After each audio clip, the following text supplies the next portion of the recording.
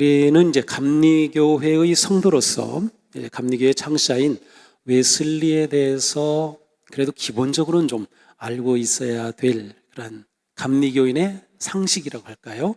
이제 그런 것들이 있는데 이 웨슬리에 대해서 배울 기회가 거의 없고 또 이렇게 웨슬리에 관해서 또 가르치거나 할 그런 기회도 거의 없었습니다. 그래서 오늘은 제가 이제 2주 동안 영국의 그 웨슬리 유적지 순례를 하면서 이 웨슬리에 관해서 또 새롭게 많은 것들을 깨닫고 보게 됐는데 그래서 이 웨슬리에 관해서 좀 여러분과 나누려고 합니다. 그래서 일반적인 설교를 하기보다는 웨슬리의 삶, 이제 다음 주에는 웨슬리가 실제로 어떻게 목회를 했는지를 보겠지만 이제 오늘은 그의 성장과 또 가정에 관한 내용을 좀 보려고 합니다. 이 존 웨슬리는 감리교의 창시자이죠. 하지만 교주는 아닙니다. 교주는 아니에요. 존 웨슬리는 위대한 복음의 신앙 운동을 일으킨 우리의 소중한 믿음의 선배이며 지도자이셨습니다. 사실 존 웨슬리는 세상을 떠날 때까지 감리교 목사가 아니었고요. 끝까지 성공회 신부였습니다. 성공회 사제로 계속 남아 있었어요. 그래서 영국에 가서 보니까 이 성공회에서도 이 웨슬리를 아주 훌륭한 그러한 그 성공의 역사의 인물로서 그렇게 추모하고 있는 것을 제가 보았습니다. 이제 오늘 아까 그 창세기 말씀에서 우리가 잠깐 보았듯이 하나님께서는 아브라함을 택하셨고 그에게 자손을 약속해 주셨어요. 아브라함과 자손을 통해서 거룩한 민족을 이루어서 놀라운 구원의 역사를 기획하셨던 것이죠. 그래서 아브라함, 이삭, 야곱으로 이어지면서 그 하나님의 뜻이 구체화됩니다. 이제 야곱의 12아들과 가족들이 이집트로 가서 400여 년 지나는 동안에 엄청나게 많은 인구가 불어났어요. 큰 민족을 이룰 그러한 인구가 됐어요. 그때 그들을 하나님께서는 가나안으로 다시금 이주하게 하시죠. 그래서 가나안으로 가서 거기에 원래 아무도 없는 빈 땅이 아니고 그것에 원주민들이 있으니까 거기서 전쟁을 하죠. 정복 전쟁이 있고요. 그리고 나서 사사 시대가 있고 사사들이 지난 후에 이제 왕이 세워지죠. 그래서 이스라엘의 왕정 시대가 열립니다. 그런데 불행하게도 이스라엘의 왕들과 이스라엘 백성들은 하나님을 배반하고 우상을 섬기는 것을 버리지 못했어요. 결국 하나님이 아브라함으로부터 세우신 이스라엘 백성들이었지만 그들이 하나님을 배반했기에 그들이 멸망하고 말았어요. 그래서 북이스라엘은 아수르에, 남유다는 바벨론에 멸망하고 말죠. 그러나 그렇다고 해서 하나님이 구원의 그 큰 계획을 포기하신 것이 아니었어요. 하나님은 그러한 상황에서도 계속해서 예언자들에게 메시아, 구세주의 오심을 선포하게 하였고 회개를 선포하게 하였고 그들에게 희망의 메시지를 선포하게 하셨어요. 그리고 정말로 하나님은 약속하신 대로 그 아들 예수 그리스도를 이 땅에 보내시어서 그 놀라운 구원의 계획을 이루시게 됩니다. 예수님이 이 땅에 오심으로 또 십자가의 죽으심과 부활을 통해서 영생의 삶과 구원의 문을 열어놓으신 거죠. 그러니까 이제는 이스라엘 사람만이 아니라 누구든지 그의 이름을 부르는 자는 구원을 얻게 하셨어요. 누구든지 예수 그리스도를 믿고 그 이름을 부르는 자는 다 구원을 얻도록 해주신 거예요. 이렇게 하나님의 놀라우신 구원의 은혜가 예수 그리스도를 통해 성취되었고 이제 예수님은 제자들을 택해서 하나님의 이 놀라운 구원 계획을 가르쳐 주시고 보여주시고 복음의 역사를 맡기셨습니다. 또한 예수님은 성령님을 보내주셔서 권능으로 교회를 세우시고 교회가 이 일을 감당하도록 하셨어요. 이렇게 교회의 역사가 시작된 이후 하나님은 계속해서 하나님의 사람들을 세워가셨어요. 구원의 역사를 이루어가셨어요. 때로는 역사의 위기와 고비가 있을 때마다, 때로는 교회가 잘못된 길로 갈 때마다 하나님께서는 위대한 믿음의 사람들을 부르시고 일으키셔서 교회를 새롭게 하시고 바르게 세우시고 부흥의 생명 역사를 이어가게 하셨어요. 이 구원의 역사 속에 하나님이 택하시고 세우신 위대한 하나님의 사람 존 웨슬리가 있습니다. 예전에는 요한 웨슬레라고 했는데 요즘은 그냥 원래 그 발음대로 존 웨슬리라고 보통 합니다. 자, 300년 전에 존 웨슬리를 통해 일어난 복음의 부흥운동은 기독교 역사에 혁명적인 불꽃을 일으키며 사람들을 회심케 하고 교회를 갱신하고 사회를 변화시키며 하나님의 나라를 세우는 거룩한 은혜와 능력의 물줄기가 되었습니다. 저는 이번 웨슬리의 발자취를 따라 순례를 하면서 우리가 얼마나 위대한 유산을 물려받았는가, 그것을 새롭게 발견하고 얼마나 감격하고 감사했는지 몰라요. 야, 이게 얼마나 복된 일인가. 내가 감리교도라는 것이 정말 자랑스럽고 이게 얼마나 큰 은혜인가라는 것을 깊이 체험하였어요.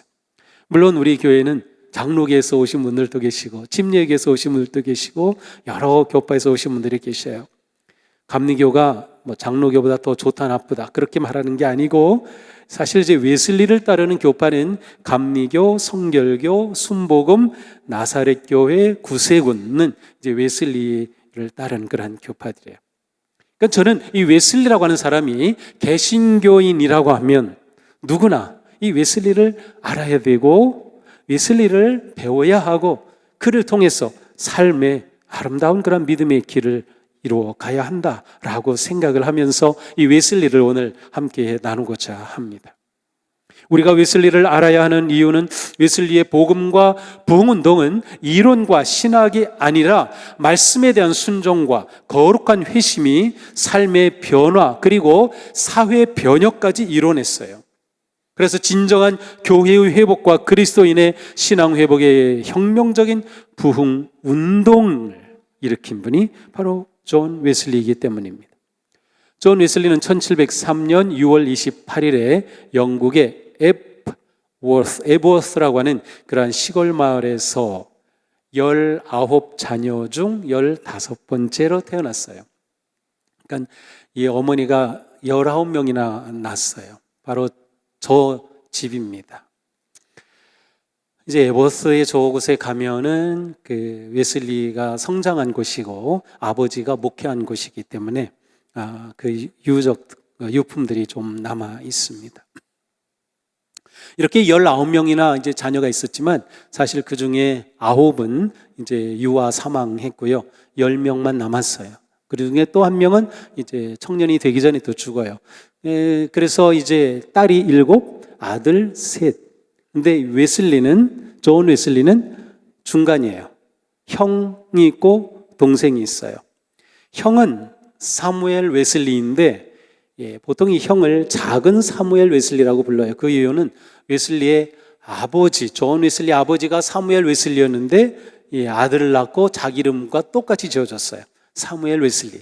그래서 누가 아버지인지 아들인지 잘 구분이 안 되니까 이제 아들 사무엘 웨슬리를 말할 때는 작은 사무엘 웨슬리라고 부릅니다.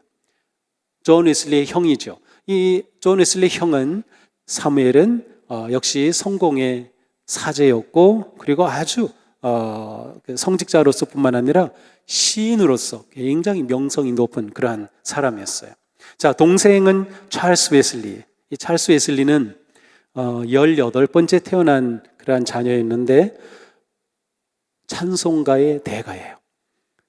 그래서 우리가 2부 예배는 이제 경배 찬양하느라고 부르진 않았지만 1부와 3부에 부르는 첫 찬송이 바로 이 찰스 웨슬리가 지은 찬송입니다.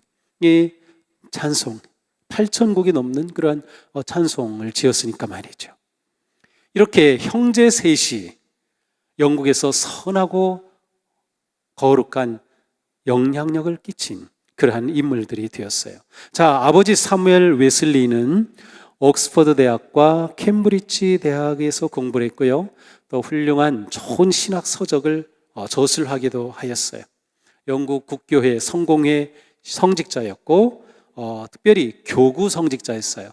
교구 성직자라는 것은 한 교회의 담임 목회를 하는 그런 성직자라는 뜻이에요.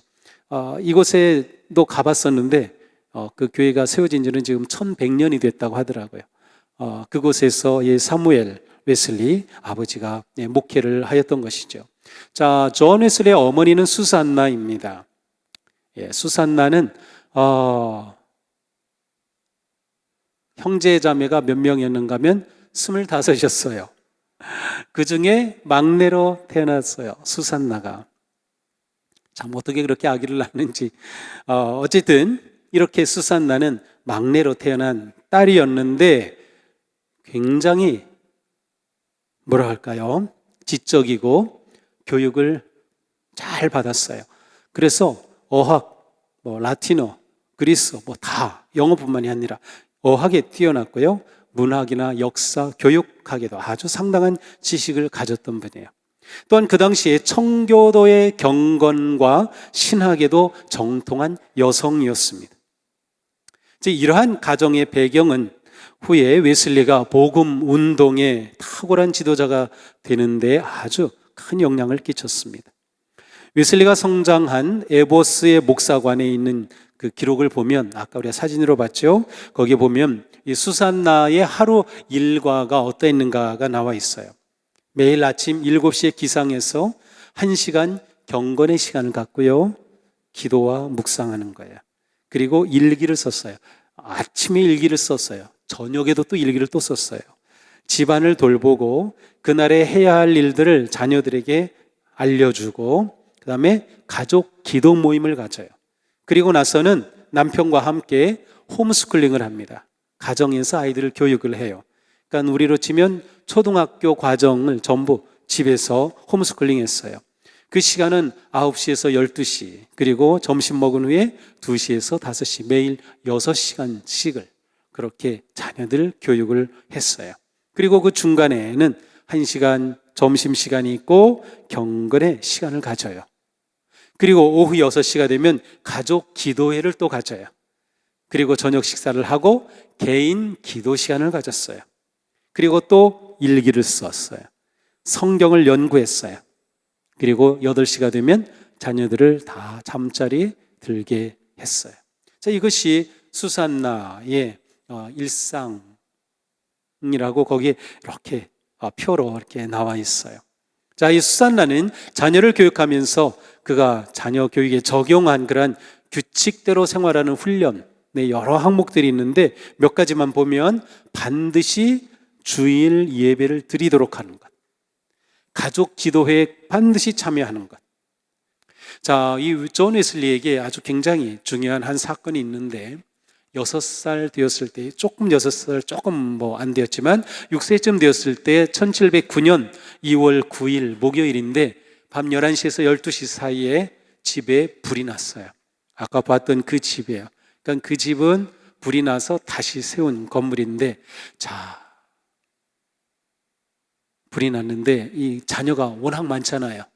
그러니까 아버지 사무엘 웨슬리가 아이들 다 데리고 나와서 막 봤는데 존 웨슬리가 없는 거예요.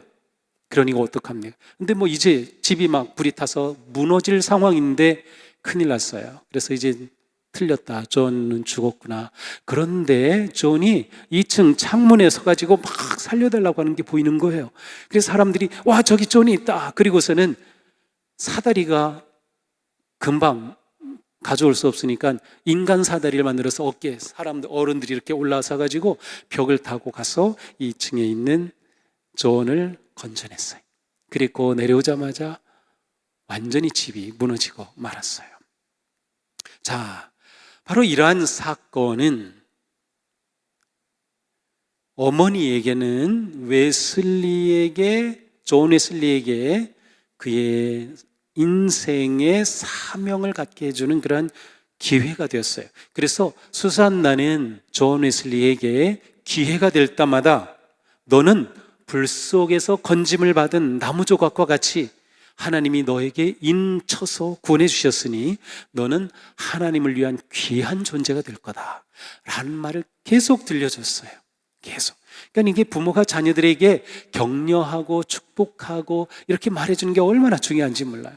그러니까 웨슬리는 그 말을 계속 들어요. 그리고 자기가 6살 때 경험한 그거 자기도 알고 있죠. 그러면서 그는 이 사건이 그에게 굉장히 중요한 그러한 사건이 됩니다. 이제 웨슬리가 51살이 되었을 때에 폐병에 걸려서 이제 나는 더 이상 살 수 없다라고 생각을 하면서 내가 죽으면 내 묘비에 이렇게 남겨주세요 라고 묘비명을 기록해 놨어요. 거기 이렇게 되어 있습니다. 여기 존 웨슬리의 육신이 잠들다 타는 불에서 건져낸 부직갱이 같은 그가 51세에 폐병으로 죽다. 하나님 비오니 이 무익한 종을 긍휼히 여겨 주소서. 자, 자기 묘비명에 자기가 불에서 건짐받은 그 사건을 기록해 놓고 있어요. 그러니까 웨슬리에게 이게 너무나도 중요한 사건임을 알 수 있어요. 물론 웨슬리가 이 51살에 죽지는 않았어요. 다시 살아나서 88까지 살았어요. 88세까지. 존 웨슬리는 아버지를 통해서는 목회의 사명을 찾아가면서 말씀대로 살아가는 진정한 지도자로 성장합니다. 아버지 사무엘 웨슬리는 교구 성직자로 살면서 경제적으로 빈궁한 삶을 살았어요. 그만큼 그의 삶은 또한 청빈하였고 항상 나누는 그러한 목회를 하였습니다. 당대 청교도들의 청빈한 정신을 삶으로 그대로 살아갔던 것이죠. 웨슬리의 경건 생활의 청빈과 섬김의 삶은 아마도 이렇게 부모에게서 몸으로 배우고 익힌 것이라고 생각이 됩니다. 웨슬리는 11살 되던 해에 중고등학교 과정인 사립기숙학교인 차터하우스 학교로 갑니다. 이것은 이제 런던에 있는 학교였어요. 자, 11살에 아까 10살까지는 죄를 지은 적이 없다 그랬죠. 11살 이렇게 차터하우스를 가서 부모를 떠나게 되니까 그곳에서 그는 잘못된 길로 빠지기도 하고 신앙이 흔들리기도 하는 그러한 상황이 됩니다. 이곳에 학교에 다니면서 13살 때에 자기 고향 그 에보스에 있는 그 목사관에 유령이 나타난다는 얘기를 듣게 돼요. 근데 웨슬리가 그것 가지고 고민을 하다가 자기도 어떤 영적인 존재를 만나는 경험을 합니다. 그러면서 웨슬리에게는 자기가 지적으로 생각하고 합리적으로 생각하던 그러한 세계가 열려지게 돼요. 그러면서 영적인 세계에 눈이 뜨게 돼요. 그래서 이 중고등학교 시절은 웨슬리에게 영적인 세계를 보게 되는 그러한 기회가 되기도 합니다. 중고등학교를 졸업하고 1720년에 이제 옥스퍼드 대학에 진학을 하죠. 옥스퍼드 대학에 크라이스트 처치 칼리지가 있어요. 바로 이 대학인데요. 옥스퍼드 대학 중에 가장 큰 대학이고요. 그리고 가장 아주 명성이 높은 그러한 대학입니다. 자, 저 위에 보이는 것은 지금도 사용하는 식당이에요. 그러니까 웨슬리는 이 크라이스트 처치 칼리지의 아주 훌륭한 그러한 선배로서 그것에 초상화가 걸려 있죠. 자, 이렇게 대학에서 4년 공부하는 동안 존 웨슬리는 580권의 책을 읽어요. 580권. 그리고 그 후 그는 1000권의 책을 읽습니다. 보통 이제 웨슬리를 부르는 별명이 한 책의 사람, 한 책 성경이에요. 한 책의 사람 혹은 성경 존벌레라는 별명이 있는데 그는 성경만 연구하고 성경만 공부한 것이 아니라 이렇게 다양한 책을 읽으면서 아주 풍부한 그러한 지식을 쌓았던 것이죠. 이러한 독서 습관은 가정교육에서 형성된 것이었어요. 그래서 웨슬리가 관심 가지고 읽었던 책들 그 분야를 보면 너무나도 많아요. 중세 교부들의 고전문학, 철학, 역사, 영성, 경건문학, 정치, 경제, 사회, 지리, 의학, 예술, 천문학, 물리학, 화학, 생물학 이런 모든 것들. 그리고 이것에 다 조예가 깊었어요. 웨슬리가 책을 많이 썼는데 웨슬리의 책 중에 가장 많이 팔린 책이 의학서적입니다. 웨슬리가 쓴 의학서적이에요. 이제 웨슬리의 그 삶을 보면서 웨슬리가 우리 삶의 건강에 굉장히 많은 관심을 가지다는 것을 제가 보았어요. 그래서 이거 정말 요즘 그 교회에서도 이러한 게 정말 필요한데 웨슬리가 이렇게 했구나. 너무나도 놀라운 그런 발견이었는데, 이렇게 웨슬리는 정말 많은 것들에 관심이 있었어요. 근데 중요한 것은 단지 독서를 하여 지식을 쌓는 것이 목적이 아니었습니다. 실제적으로 살아가는 신앙의 삶, 경건한 삶을 위해서 독서를 했어요. 왜냐하면 독서를 함으로 세상을 알게 되고, 우주를 알고, 사람을 알고, 과학을 알고, 그렇게 알을 통해 하나님과 더욱 가까워지고 하나님의 부르신 그 삶을 제대로 이루어 갈 수 있었기 때문에, 그래서 독서의 초점이 이 웨슬리에게 있어서는 남달랐던 것이죠. 자, 그는 그 후에 대학을 졸업하고 대학원까지 갑니다. 그리고 대학원에서 이제 석사 과정을 마치죠. 그렇게 마치고 나서 그는 이제 옥스퍼드 대학에서 연구 교수로 재직하게 됩니다. 그리고 그 어간에 그는 성공의 신부로 안수를 받게 돼요. 안수를 2번 받는데, 한 번은 부사제로, 또 하나는 정사제로 서품을 받게 됩니다. 자, 그렇게 해서 그는 성직자의 길을 동시에 걷게 되는 것이죠. 자, 우리는 존 웨슬리를 보면서 신앙교육, 특별히 가정의 역할이 얼마나 중요한지를 알 수 있습니다. 가정이 함께하지 않는 신앙교육으로는 믿음의 계승과 경건한 하나님의 사람을 세우는 일이 쉽지 않습니다. 우리가 지금 직면하는 가장 큰 도전과 어려움이 다음 세대에게 믿음을 계승하는 것입니다. 다음 세대를 제자로 삼는 일이죠. 내 자녀가 좋은 대학에 진학하고 좋은 직장에 취직하고 돈을 잘 버는 것보다 예수님의 제자가 되고 하나님의 사람이 되는 게 중요합니다. 우리가 이 확신을 가져야 됩니다. 왜냐하면 온전한 하나님의 사람이 되고 예수님의 제자가 되면 자연스럽게 우리의 자녀들은 행복해질 수가 있어요. 우리는 자녀가 행복하면 더 이상 바랄 게 없잖아요. 우리의 자녀와 다음 세대를 향한 우리 교육의 철학과 가치가 분명해야 합니다. 우리가 변화되면 자녀가 변화되고, 가정이 변화되고, 교회가 새로워지고, 세상이 변화될 것입니다.